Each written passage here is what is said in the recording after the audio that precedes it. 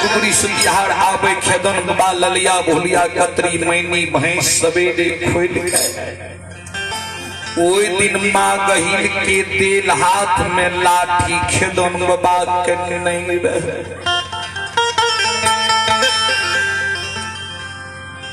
खेदन बाबा दूसर लाठी हाथ में माँ गहिल की लाठी छोड़ दिलकै।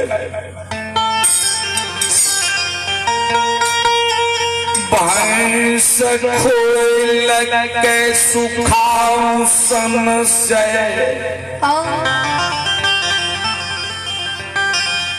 रोता नदी किनार के रास्ता धरा दिलकै। साथ में उगड़ी सुतिहार चल आओ।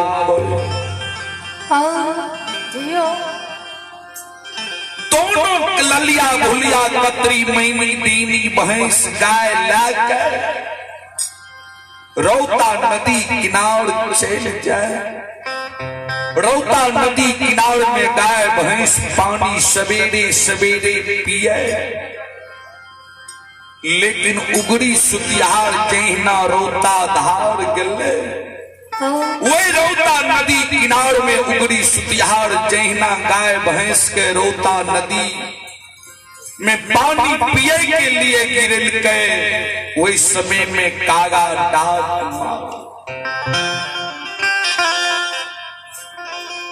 खेदन बाबा आवाज लगावे रे उगड़ी बहार। उगड़ी सुतिहार सबेर सकाल जल्दी जा।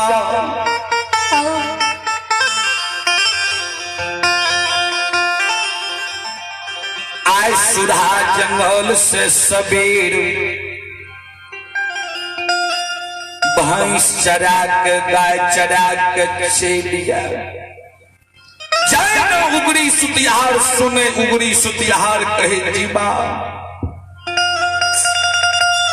आय मंगलवार के दिन छिए ध्यान देवे। मंगलवार के दिन राजा निसिहर के गहबर में माय चंपावती के गहबर में नित्य प्रतिदिन बैरागन के दिन हुई रहे। वो दिन माय चंपावती के गहबर में पूजा पान राजा निसिहर करावे रहे। राजा निसिहर के मन में भले की आए हमें उगड़ी सुतिहार के पूजा के समय में कह देवे रहे के लिए।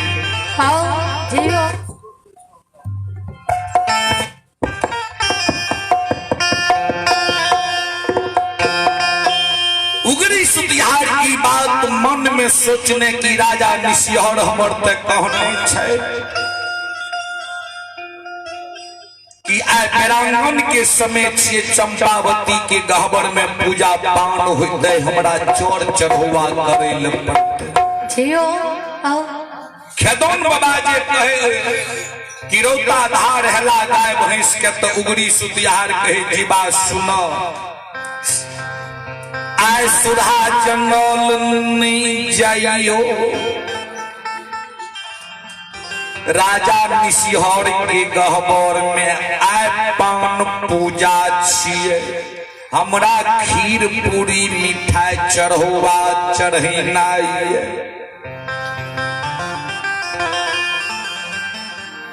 राजा काल हमरा सवेरे कह दिलकै।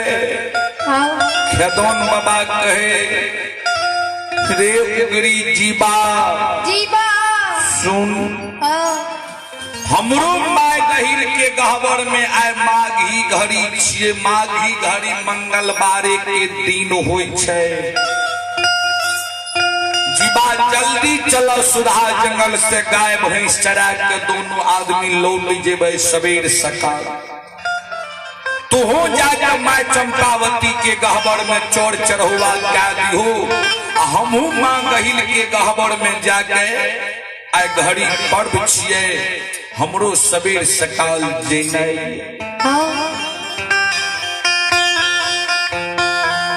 खेदन बाबा जे ई बात कहल के तो उगरी सुतिहार कहे जीवा आए नहीं चाहिए। आज सुधा जंगल के रास्ता बहुत भयाम हमरा लागे।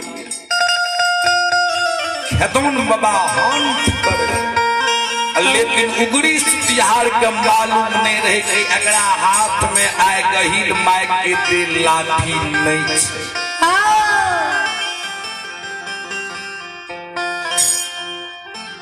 खेदन बाबा जे हंट केल के उगरी सुतिहार मन में सोचे जाय छिए गाय भैंस सुधा जंगल में दे देबै आ ई जे छे बरगद के गाछ पर बैठते या आराम करे लागते। हम सुधा जंगल में गाय भैंस दे देबै आ दौड़ के चल जेबै राजा निशहर के गहबर में चोर चढ़ौआ क्या देबै फिर हम लौट के सुधा जंगल चल।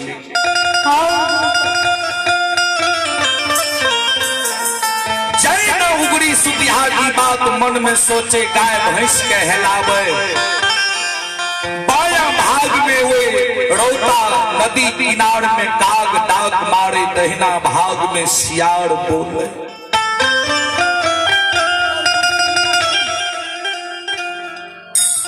तैयो राजा निशहर के गेबार उगरी सुतिहार खेदन बाबा नहीं मान अचैली हो।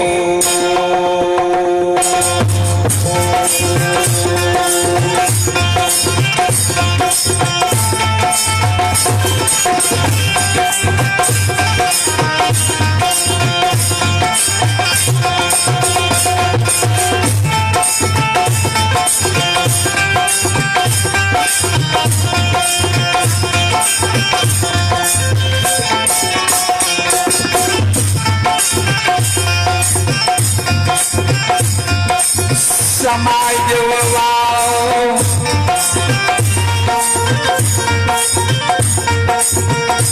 ये हो ये हो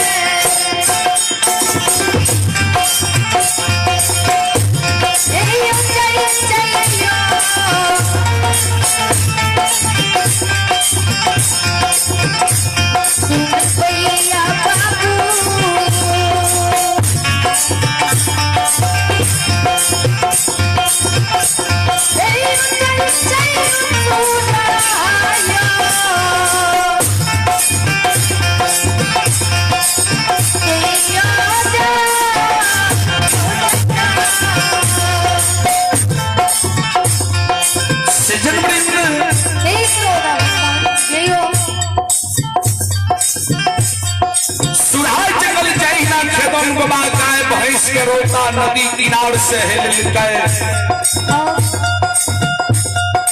बाया भाग में काग दाग मारे, दाया भाग में सियार।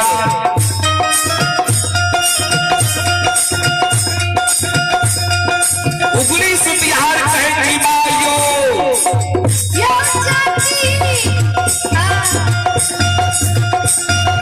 देख लियो बाया भाग में काग दाग मार रही है,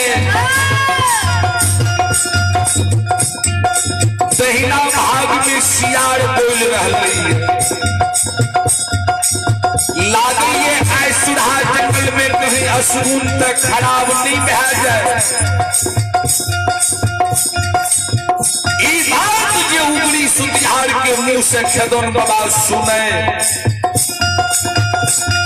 खेदोन बाबा कहे नहीं बा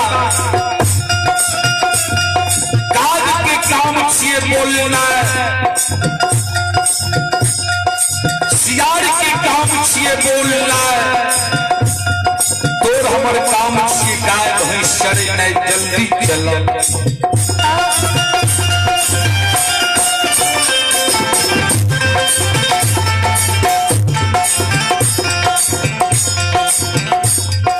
जनवरी ए बाड़ी बाबन बाबू भैया सब ध्यान दबाए।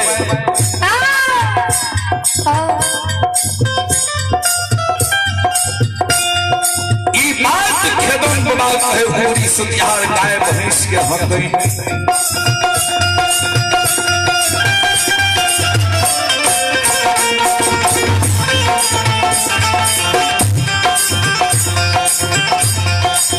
सूरा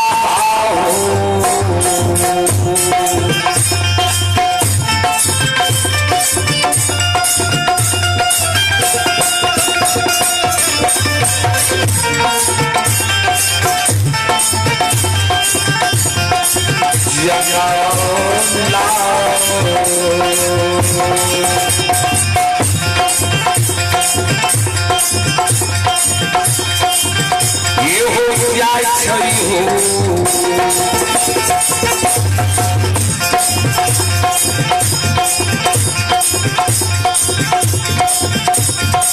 ये तो बाबा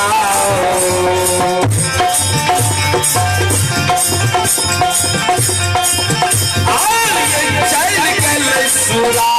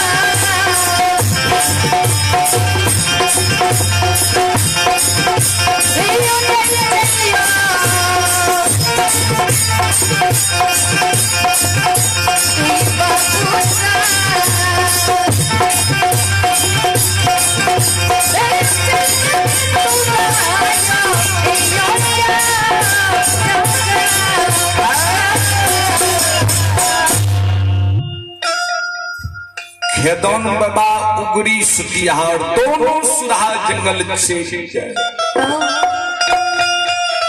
जनवरी चले आप ही भगवान के दरबार में यज्ञ करता, आप ही भगवान के दरबार में यज्ञ करता महोदय श्री मिथिलाल यादव का नायक मान सन जी एवं नतनी अरुषि कुमारी पोती अन्नु प्रिया श्रद्धालु की ओर से भगवान के दरबार में यज्ञकर्ता की ओर से मेरी मंडली के लिए श्रद्धा के साथ शानदार 151 रुपये की दान भेजिए। मैं मां भगवती बाबा भंडारी से विनय करता हूं, श्रद्धालु की मनोकामना पूर्ण करें। जय हो दानी महाराज की जय हो, जय हो दानी महाराज की पूजनीय माता पिता की जय हो। एक बार मेथीलाल बाबू की नाम पर जोरदार ताली हो।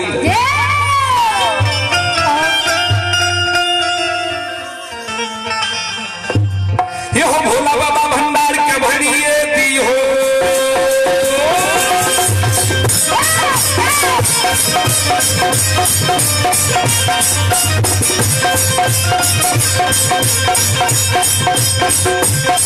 ये हो भोला बाबा भंडार के भरिए दी हो, ज्ञान के दीप सरस्वती जल रही हो।